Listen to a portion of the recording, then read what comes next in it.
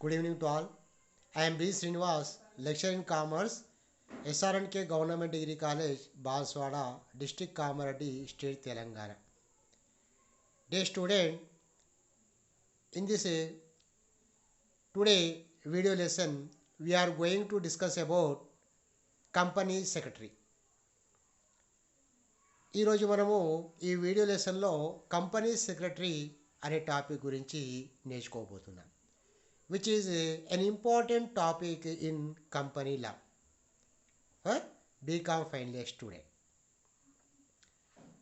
You know that the company process involving a lot of legal aspect. You see, from incorporation to winding up of company, every activity performed according to the rules regulation laid down in the Company Act 2013. In case of company incorporation, company promoters has to fulfill various type of legal aspect and has to prepare various type of legal document that to be submitted to the register of the company. ఇక్కడ company ప్రక్రియ అనేది ప్రతి వ్యవహారము న్యాయపూరితమైనటువంటి అంశంతో ఇమిడి ఉంటుంది. Company ప్రారంభం నుండి మొదలుపెట్టి కంపెనీ పరిసమాప్తి వరకు మీరు గమనించినట్లయితే ప్రతిదీ కంపెనీ చట్టంలో పొందుపరచబడినటువంటి నియమ నిబంధనల మేరకు కంపెనీ యొక్క కార్యకలాపాలు కొనసాగించడానికి అవకాశం ఉంటుంది. ఇది క్లియర్? ఇక్కడ కంపెనీ నమోదయ్యేటప్పుడు మరి కంపెనీ వ్యవస్థాపకులు అనేక రకాల న్యాయపూరితమైనటువంటి అంశాలను పూరించాల్సినటువంటి అవసరం ఉంటుంది. న్యాయపూరితమైనటువంటి అనేక రకాల పత్రాలను తయారు చేసి కంపెనీ రిజిస్ట్రార్ కార్యాలయానికి సమర్పించాల్సినటువంటి అవసరం ఉంటుంది. And whenever company director make agreement with third parties, then they have to follow lot of legal information. Sometime director may be no, sometime may not be no. కొన్ని రకాల ఒప్పందాలు డైరెక్టర్లు మరి వివిధ రకాల వ్యక్తులతో చేసుకునేటప్పుడు రుణదాతలతో కావచ్చు, డిబెంచర్దారులతో కావచ్చు, లేదా ఇతర ఆర్థిక సంస్థలతో కావచ్చు, లేదా సప్లైదారులతో కావచ్చు, కొన్ని రకాల న్యాయపూరితమైనటువంటి అంశాలు ఇమిడి ఉండవచ్చు. ఇవన్నీ ఎందుకంటే అన్ని రకాల న్యాయపూరితమైనటువంటి అంశాలు అటు కంపెనీ వ్యవస్థాపకులు కానివ్వండి, అటు కంపెనీ డైరెక్టర్లు కానివ్వండి, కొన్ని తెలియవచ్చు, కొన్ని తెలియకపోవచ్చు. కాబట్టి కంపెనీకి సంబంధించినటువంటి న్యాయపూరితమైనటువంటి అంశాలను తూచా తప్పకుండా పాటించే విధంగా, that's why all legal format laid down under various type of act, such as Company Act, such as Industrial Act, such as Consumer Dispute Act, such as Sales of Goods Act, such as Income Tax Acts. Various type of rules and regulation laid down in various type of act. Sometimes every condition must be followed. It is necessary to fulfill legal aspect in various activities. That's why here required one skillful and qualified person who know very well, who know good experience on legal aspect as well as command and the preparation of various documents. కాబట్టి ఇక్కడ అనేక రకాల చట్టాలలో అనేక రకాల నియమ నిబంధనలు ఉన్నాయి. ఇలాంటి నియమ నిబంధనలు అన్నీ కూడా కంపెనీ డైరెక్టర్లకు మరి తెలియడానికి అవకాశము ఉండకపోవచ్చు. ఇలాంటి సందర్భంలో మరి ఆయా చట్టాలపై మంచి అవగాహన కలిగి ఉండి వివిధ రకాల పత్రాల తయారీలో మంచి ప్రావీణ్యం కలిగినటువంటి ఒక నిపుణుడు తప్పకుండా అవసరం అనేది ఏర్పడుతుంది. మరి ఇలాంటి కంపెనీకి సంబంధించినటువంటి వివిధ రకాల పథకాలను రూపొందించడంలో, న్యాయపూరితమైనటువంటి ప్రక్రియను పూరించడంలో, పత్రాలను తయారు చేయడంలో విశేష పాత్రను భూమికను పోషించే వ్యక్తి company secretary. Here while preparing a legal document, while following a legal aspect under various act, here company secretary plays vital role in company type of organization in formulating company policies, preparation of company planning, and preparation of various type of legal documents, and in various type of legal aspect. Okay, that's why today we are going to discuss about the company secretary. Okay, yes, first we observe the definition given in various type of act regarding the company secretary. ముందు మనం company secretary యొక్క నిర్వచనము వివిధ రకాల చట్టాలలో ఏ విధంగా ఇవ్వడం జరిగిందో అనే విషయం గురించి తెలుసుకోవడానికి ప్రయత్నం చేద్దాం. Later we will discuss about the various rules and regulation regarding the company secretary.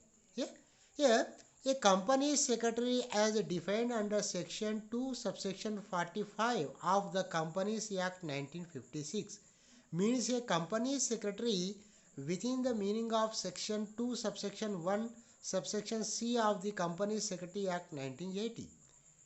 ఇక్కడ కంపెనీ సెక్రటరీ అంటే ఎవరు అనే విషయం గురించి కంపెనీ చట్టం 1956లో సెక్షన్ 2 సబ్సెక్షన్ 45లో, అదేవిధంగా భారతదేశ కంపెనీ సెక్రటరీ చట్టము 1980 సెక్షన్ 2 సబ్సెక్షన్ 1 సబ్సెక్షన్ సిలో దీన్ని నిర్వచించడం జరిగింది. Any other individual possessing the prescribed qualification and appointed to perform the duties may be performed by a secretary under the act and any other ministerial or administrative duties.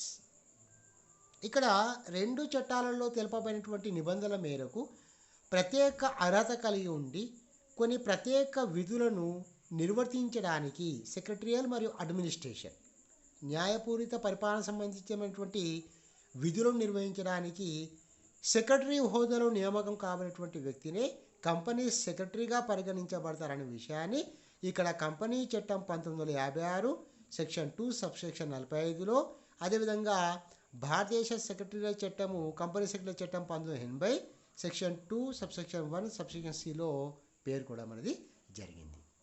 Okay, here under section 2 subsection 1 subsection C of the company secretary act 1980 indicate that a company secretary defined as a person who is a member of the Institute of Company Secretary of India.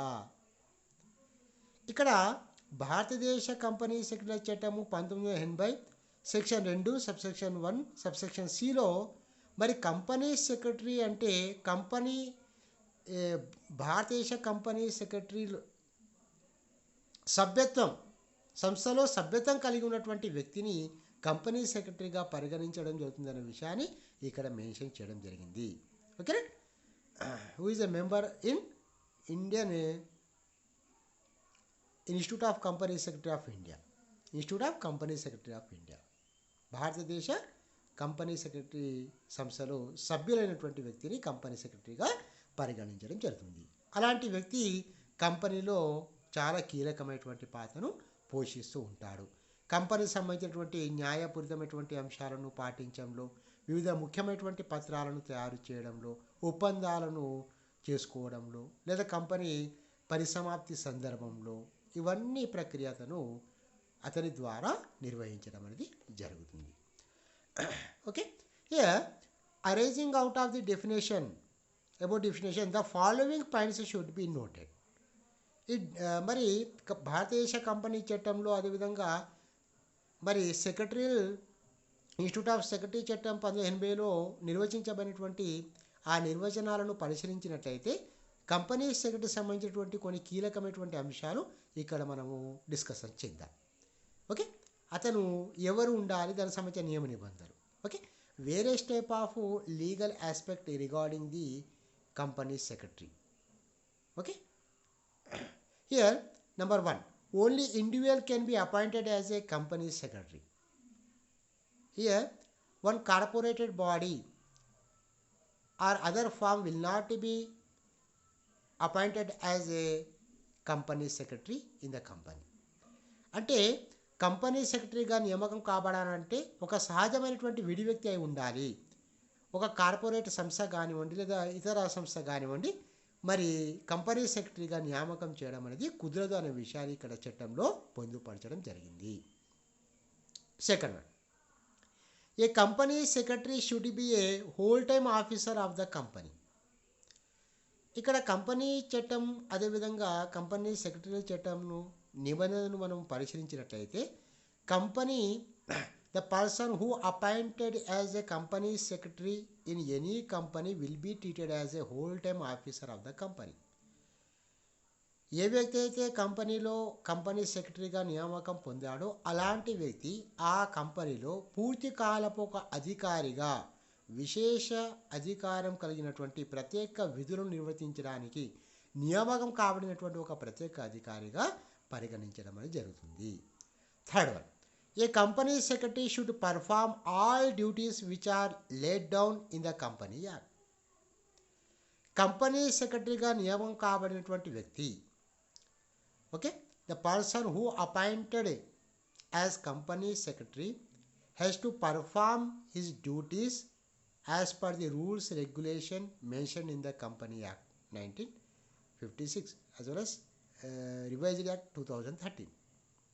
ఇక్కడ company సెక్రటరీగా నియామకం కాబడినటువంటి వ్యక్తి ఎవరైతే ఉన్నాడో అతను company చట్టములో పేర్కొబడినటువంటి నియమ నిబంధనల మేరకు అతని యొక్క విధులను తప్పకుండా నిర్వర్తించాల్సినటువంటి అవసరం ఉంటుంది. దానికి విరుద్ధంగా ప్రవర్తించడం జరగదు అనే విషయాన్ని మనకి ఇక్కడ తెలుస్తుంది. Next one, the company secretary should also all other ministerial and administrative duties which may be assigned to him. Company చట్టంలో పొందపరచబడినటువంటి డ్యూటీలే కాకుండా not only duties which are mentioned in the company act and Indian institute company secretaries act, other some duties may be assigned by the company director will also performed by the company secretary. అంటే ఇక్కడ company చట్టంలో పొందుపరచబడినటువంటి విధులే కాకుండా మరి అతను company సెక్రటరీగా నియామకం జరిగినప్పుడు డైరెక్టర్లు ఏ విధంగా అయితే అతనికి ప్రత్యేకమైనటువంటి విధులను కేటాయించడం జరిగిందో అలాంటి విధులను కూడా పూరించాల్సినటువంటి బాధ్యత ప్రవర్తించాల్సినటువంటి విధి కంపెనీ సెక్రటరీకి ఉంటుంది. Next, A company secretary must passes the qualification prescribed by the central government from time to time. Here the persons who appointed as a company secretary in any company must passes the minimum qualification decided by the central government. Okay, అంటే ఒక వ్యక్తి company సెక్రటరీగా నియామకం కాబడాలంటే మరి కేంద్ర ప్రభుత్వం ద్వారా company సెక్రటరీకి హోదాకు ఉండాల్సినటువంటి అర్హతలు అతను కలిగి ఉండాల్సినటువంటి అవసరం ఉంటుంది. అది సమయం ప్రకారం సందర్భ ప్రకారం ప్రభుత్వం దాన్ని మార్చడానికి అవకాశం ఉంటుంది. దాని ప్రకారం అతను ఆ క్వాలిఫికేషన్ ఉండాలి. Okay, then next we will discuss about the qualification of company secretary. Okay, these are the some important conditions regarding the company secretary. ఇవి కంపెనీ సెక్రటరీ సంబంధించినటువంటి మరి తప్పకుండా పాటించాల్సినటువంటి కొన్ని ప్రధానమైనటువంటి అంశాలు. Here let us discuss about the statutory qualifications of company secretary. అంటే ఒక వ్యక్తి ఒక కంపెనీలో కంపెనీ సెక్రటరీగా నియామకం కాబడాలంటే శాసనాత్మక అర్హత ఏమి కలిగి ఉండాలి? Statutory means must be these conditions and these qualification are mandatory must be have, తప్పకుండా అతను కలిగి ఉండాల్సినటువంటి అవసరం ఉంటుంది. అవి ఏ విధంగా ఉన్నాయనే విషయాన్ని మనం పరిశీలించినట్టయితే Section 2, subsection 45 of the Companies Act has laid down that a company secretary must possess the qualification prescribed by the central government from time to time. This may be regarded as statutory qualification. As per the rules framed in 1988 under the Act, the prescribed qualification are as follows. ఇక్కడ company చట్టము section 2 subsection 45లో తెలుపబడినటువంటి నియమ నిబంధనల ప్రకారం మరి కేంద్ర ప్రభుత్వం సూచించబడినటువంటి అర్హతలను తప్పకుండా మరి కంపెనీ సెక్రటరీగా ఉండే వ్యక్తి అర్హతలు కలిగి ఉండాలి. ఇలాంటి తప్పకుండా ఉండాల్సినటువంటి అర్హతలు ఏవైతే ఉన్నాయో వాటిని శాసనాత్మక అర్హతలుగా పరిగణించడానికి అవకాశం ఉంటుంది. ఇవి మరి 1988 చట్టంలో వీటిని పొందుపరచడం అనేది జరిగింది. మరి ఇవి ఏ విధంగా ఉన్నాయి, వీటికి సంబంధించిన నిబంధనలు ఏ రకంగా ఉన్నాయనే విషయాన్ని మనం ఇప్పుడు పాయింట్ వైజ్గా డిస్కస్ చేద్దాం. Okay, we are going to discuss about the various points mentioned in this act regarding the qualification of company secretary. Okay, number 1, for companies having a paid up share capital rupees 25 lakhs or more then must be a whole time secretary. He must be member of the Institute of Company Secretary of India. ఏ కంపెనీలో అయితే చెల్లించిన మూలధనం 25 లక్షలు లేదా అంతకంటే ఎక్కువగా కలిగి ఉంటుందో అలాంటి కంపెనీ తప్పకుండా చట్టం ప్రకారము పూర్తి కాలపు సెక్రటరీని కలిగి ఉండాలి. అలాంటి వ్యక్తి తప్పకుండా మరి భారతదేశ కంపెనీ సెక్రటరీ సంస్థలో సభ్యులై ఉండాలి అనే విషయాన్ని ఇక్కడ మొదటి కండిషన్లో ఇక్కడ మెన్షన్ చేయడం అనేది జరిగింది. అంటే ఏ కంపెనీ అయితే 25 లక్షలు లేదా అంతకంటే ఎక్కువ చెల్లించిన మూలధనాన్ని కలిగి ఉంటుందో అలాంటి కంపెనీ ఈ షరతును తప్పకుండా పాటించాలి. Company which have paid up capital 25 lakhs or more than 25 lakhs must be follow this condition. Okay, this is the first condition regarding the qualification. The second one, companies having a paid up share capital of less than rupees 25 lakhs may not appoint a whole time secretary. ఇక్కడ ఏ company అయితే చెల్లించిన మూలధనము 25 లక్షల కంటే తక్కువగా ఉంటుందో అలాంటి company మరి పూర్తి కాలపు సెక్రటరీని నియమించుకోవాల్సినటువంటి అవసరం లేదు అనే విషయాన్ని కూడా చట్టంలో మెన్షన్ చేయడం జరిగింది. But in case A secretary is appointed as usually done, he must possess one or more of the following qualification.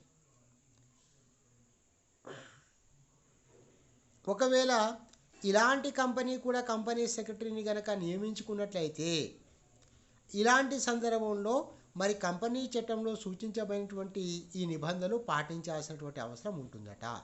Let us see under this condition various type of rules and regulation mentioned in the Company Act. Whenever one company has share capital less than paid up share capital less than 25 lakhs and company engaged a personal secretary, then what type of the rules company has to follow?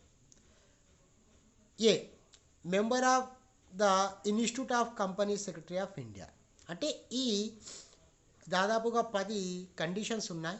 ఇందులో ఒకటి లేదా అంతకంటే ఎక్కువ condition తప్పకుండా పాటించాల్సినటువంటి అవసరం ఉంటుందనే విషయాన్ని ఇక్కడ కంపెనీ చట్టంలో పొందుపరచడం జరిగింది.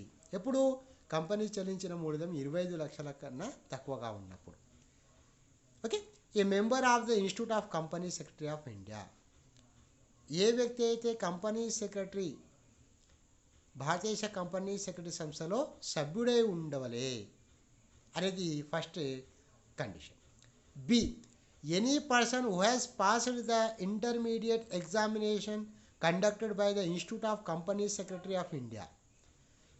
ఎవరైనా వ్యక్తి మరి భారతదేశ కంపెనీ సెక్రటరీ సంస్థ మరి నిర్వహించబడినటువంటి కంపెనీ సెక్రటరీ యొక్క ఎగ్జామినేషన్లో ఇంటర్మీడియట్ పూర్తి అయినటువంటి వ్యక్తి అయి ఉండవాలి. Okay, next C, post graduate degree in commerce or corporate secretaryship awarded by any university in India. Here post graduate degree in commerce అంటే కామర్స్లో పీజీ అయి ఉండవాలి.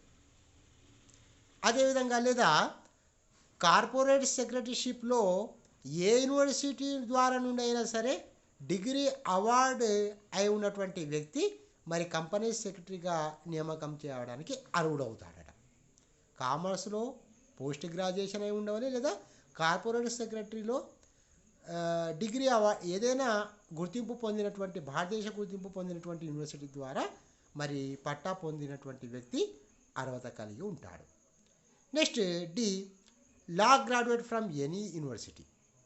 ఏదైనా యూనివర్సిటీలో న్యాయశాస్త్ర పట్టా పొందినటువంటి వ్యక్తి కూడా మరి కంపెనీ సెక్రటరీకి అర్హుడవుతాడు.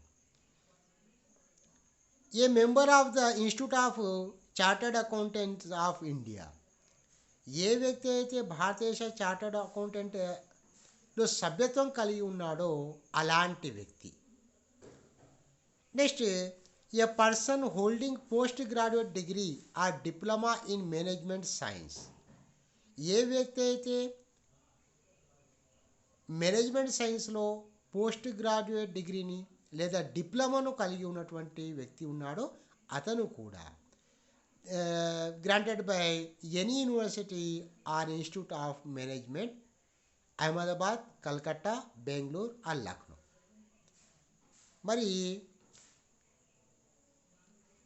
పోస్ట్ గ్రాడ్యుయేట్ డిగ్రీ లేదా డిప్లొమా మేనేజ్మెంట్ ఇన్స్టిట్యూట్ సంస్థ ద్వారా డిప్లొమా పట్టా పొందినటువంటి వ్యక్తి మరి గుర్తింపు పొందినటువంటి యూనివర్సిటీలో ఈ జాబితాలో అహ్మదాబాద్ యూనివర్సిటీ, కలకత్తా, బెంగళూరు, లక్నో ఈ యూనివర్సిటీ ద్వారా ఈ మేనేజ్మెంట్ సైన్స్ యూనివర్సిటీ ద్వారా డిప్లొమా పట్టా పొందినటువంటి వ్యక్తి. Okay. Next a member of the institute of cost and works accountants of India. ఏ వ్యక్తి అయితే భారతదేశ cost and works accounts of ఇండియాలో సభ్యత్వం కలిగి ఉంటాడో అలాంటి వ్యక్తి. Next post graduate diploma in company secretaryship granted by the institute of commercial practice Delhi under Delhi administration or diploma in corporate laws and management granted by the Indian law institute New Delhi. ఏ వ్యక్తి అయితే post graduate diploma company secretaryship ద్వారా పొంది ఉంటాడో ఢిల్లీ లేదా ఢిల్లీ పరిధి ప్రాంతంలో సంబంధించినటువంటి ద్వారా లేదా కార్పొరేట్ లా మరి మేనేజ్మెంట్లో డిప్లొమా పొందినటువంటి వ్యక్తి, అది కూడా ఇండియన్ లా ఇన్స్టిట్యూట్ ద్వారా కార్పొరేట్ లాలో డిప్లొమా మేనేజ్మెంట్ పట్టాను పొందినటువంటి వ్యక్తి కూడా మరి ఢిల్లీ కానీ పరిసర ప్రాంతంలో వ్యక్తి మరి అర్హుడవుతాడు. Okay. Post graduate diploma in company secretaryship granted by the institute of commercial practice. Okay. Institute of commercial practice ద్వారా పోస్ట్ గ్రాడ్యుయేట్ డిప్లొమా పొందినటువంటి వ్యక్తి.